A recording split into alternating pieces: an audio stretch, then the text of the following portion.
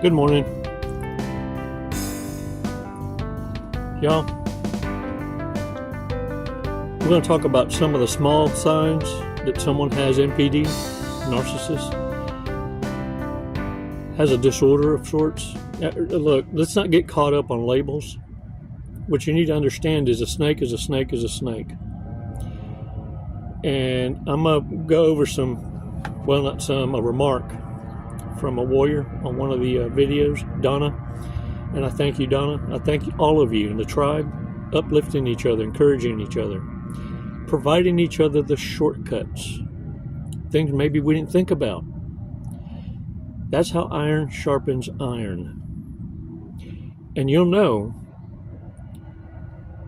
that you're home because you're not being devalued. If anything, you're given feedback. In the narcissist world, it's called criticism. You see the difference when a warrior's speaking and scratching a scab, they're giving you 3 solutions. When a narcissist is devaluing you, they just keep pounding you with criticism. Know the difference, warriors. Let's do a breathing exercise real quick so that when we go over this, you're not being triggered, but you're given aha moments. Constructive criticism doesn't mean, oh, you're a loser, you fell for it. It means I'm learning, and now I can identify the cracks, the kinks, where the cockroaches are entering. Now you're able to fill those cracks. Now you're able to have risk assessments and minimize your risk before hello. Sharpening your observation skills. And the more repetitive we drill it in so that you get away from the shoulda, coulda, wouldas in life and leave the narcissists in their chaos. They created it. They created it for you to stay stuck, and now they're stuck in their own mess. And what you need to understand is let go of needing to explain to narcissists that they hurt you. Do you think it's going to change anything? Let me relieve you from this notion of needing closure. What you need to understand is narcissists lack empathy, and they made a choice deliberately knowing it was going to hurt you. And by you seeking or feeling it's necessary, you splanacious it to them, isn't going to change anything other than them getting validation that it worked.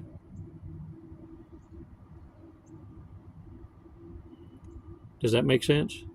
That's what's important. Cállate la boca. Shut your mouth. Observe. Because now what I want you to pay attention to is your lack of reaction screams that you don't care. And there's nothing worse for a narcissist than be rendered irrelevant. That's the power you have. Stop giving your power away. When a person makes a choice to hurt you, it's deliberate. 5 seconds, let's do this.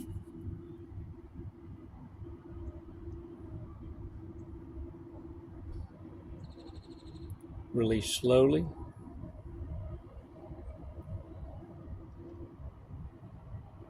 All right. Shake it off, y'all. Some of the telltale signs of NPD, and you know, the DSM-5 has 8, and I think if you have the majority of the 8, your designation is, or your label, right?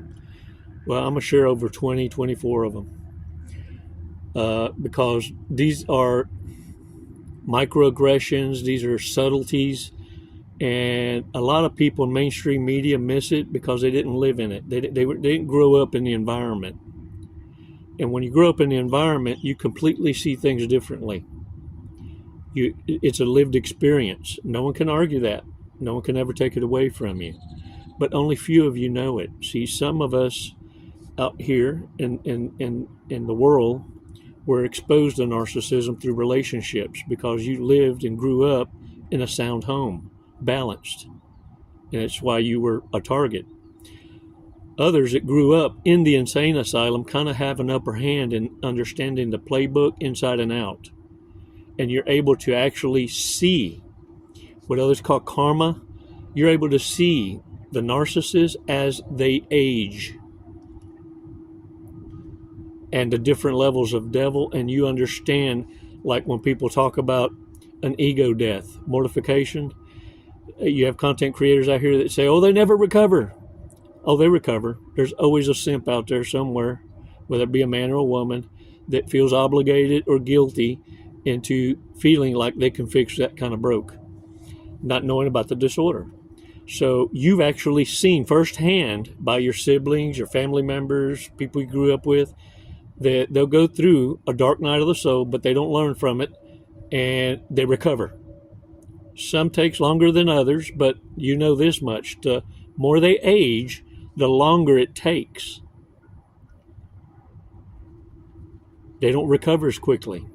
And people don't have empathy for them and understanding because they burn so many bridges. People pick up, even narcissists pick up the, how can you say, the habits. They pick up on the consistency of deliberate toxic behaviors. The patterns are undeniable. And that's why many narcissists would rather you disregard the past. And they're going to try and sell you on this notion of, I've changed. Hey, I'm all about change. I'm all about people having their epiphanies. We had ours, right? But the thing is, the way you operate now is, it's not for you to prove to me, prove it to someone else. Pray to God everyone changes. But once someone shows you who they are, never allow them back in. Some of the small signs is, of course, what we talked about, lacking empathy, no feelings for others, can't put themselves in other people's shoes. They operate on feelings and emotions. They're not thinking ahead. They're not thinking logical. Their feelings supersede logic, truth, and facts. And they require constant validation, approval, and attention. I forget who it is that coined the term meat. They require your meat, your money, your energy, your attention, and time. They're incapable of taking any kind of criticism, constructive criticism, jokes that hit a nerve and trigger them because they're guilty of something. It's no longer a joke. It's almost like it was intended to send a message to them. That's how vain narcissists are. They have a super, super high level of entitlement. They feel the world owes them understanding. And this is why they drown themselves in victimhood. They can change anything and everything to them being the victim. They love to tone police conversations. They love to be the critic but have nothing to share, but are opportunists at becoming very offended at what others have to say or lived. They want you to care enough about them to walk on eggshells and always rethink what you're going to say because of their feelings. What you need to understand is they lack emotional self-control. The other is they're able to make petty arguments into explosive, epic-ass wars. Make something out of nothing. Oh, they've refined it. They're masters. And it's usually a deflection. It usually means you're getting close to something or getting too close to knowing and understanding the truth of what's in front of you. and this is their first go-to, like a weapon system for an exit plan. Another is lies that are super exaggerated with hints of truth, but the 90% is exaggeratious lies. And it's a part of controlling the narrative, commanding respect that is unearned by dominating the conversation. And they'll usually have a plug, like they'll point at somebody and say, yeah, you seen us together, you remember? Yeah, we're friends. And you don't know them. You don't know them like that. But these are the kind of conversations they'll have so as to show that they have an audience with you and others don't. That's why they're so special. That's why you need to be careful who you hang with, who you take pictures with, these selfies. Another is they're fantastical manipulators. And they will do this to turn any situation as a form of power and controlling the narrative. Like they know so much about you that others don't, therefore they can't have an opinion. And they'll shut you down and tell you directly, you don't know what you're talking about. I've known them for years. And then they come talk to you and go, man, what's her name again? Yeah. They will exploit this, and it's just second nature in the narcissist world. The other is very, very materialistic. They've already sized you up. If they're coming to approach you, it's because of what you have, what you make, the power structure, the power dynamic, or the status you carry. They have to have something to gain. Many of them come hoover you, not because they miss you, because they forgot to take something that they left behind that they felt they deserved, that entitlement. See, because they have an understanding of what's in inventory in every connection. And they have no problem stealing from you to build a nest on the next monkey jump.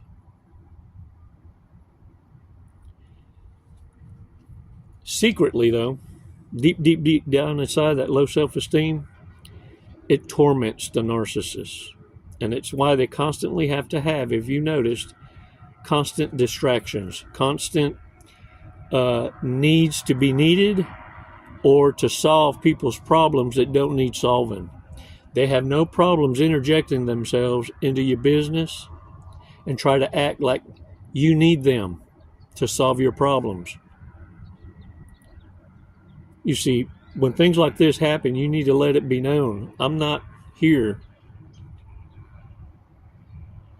to seek out someone to solve a problem. I'm here to tell you this is the remedy.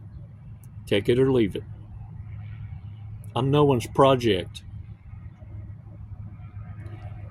They're the dumpster divers, needing you to feel like you need them. They have no problem. The audacity. The other thing is, they're very easily distracted. They will go off on a tangent about how they're into certain things, but you'll notice they never follow through. Half-done projects, half-hearted hobbies, but you'll notice they have no problem going in hard. And what you're not understanding is they're trying to win over the next monkey jump, and that's their interests. But when they're found out and they go off on a tangent, come in so moody, so pissed offerist, it's because they got caught. And it's why those hobbies that they all of a sudden had interest in are no longer interesting. What they were doing was shape-shifting to fit into another person's world. Mirroring. Another is they become condescending. to their own friends or own loved ones immediately when they lose their grip or control over someone in the harem closet. Someone they thought was your replacement, they had everything on that lotto ticket. And when it crumbles, in their mind, without saying it now, but in their actions, they're going to mistreat everyone in their circle because they got to vent. And the way they see it subconsciously, the reason they were rejected wasn't because of them, it was because of everyone around them. And they're always going to be driven this way. These three things. Pay attention. Stop what you're doing. Look at me. Because narcissists can't hide it. Jealousy, fear, and insecurity. Jealousy, fear, and insecurity. Because all of it leads to the one thing that cripples them, abandonment. And rather than look at themselves, no, that requires self-awareness. They are self-aware, or they wouldn't hide the tragedy that they are. But what they're well equipped for is divvying out jealousy, fear, and their insecurity onto others. That's why you hear things like, oh, you make such a big deal out of nothing. You just need to get over it. You're insecure. How many of you woke up because you were called a narcissist? After you were called crazy, they threw that big word in there and you went, that's not even in your vernacular. That's an awful big word, and it's the reason it stuck. And you started investigations in it, and you realized, holy crap, everything in this description is what I'm with. Yeah. And you realize they were getting nothing but sheer joy out of your misery and hurt. And what really got them off was that they were the author of your pain. Whenever you reveal this to them, because some of you prematurely did, it sent them into damage control. Many of them are more pissed off than bitter because they didn't plan for this to happen soonerest, quickest, and they didn't have a real plan. So now you force their hand to pick someone from the harem closet and push themselves on others that don't want them. This is the worst kind of mortification or ego death a narcissist can receive. You're the one that got away. But not only that, you became consequence. And it's why they're going to throw fits of anger. They're going to have apologetics. But you know they're not sincere because of the exaggerations. You smell the fear in them.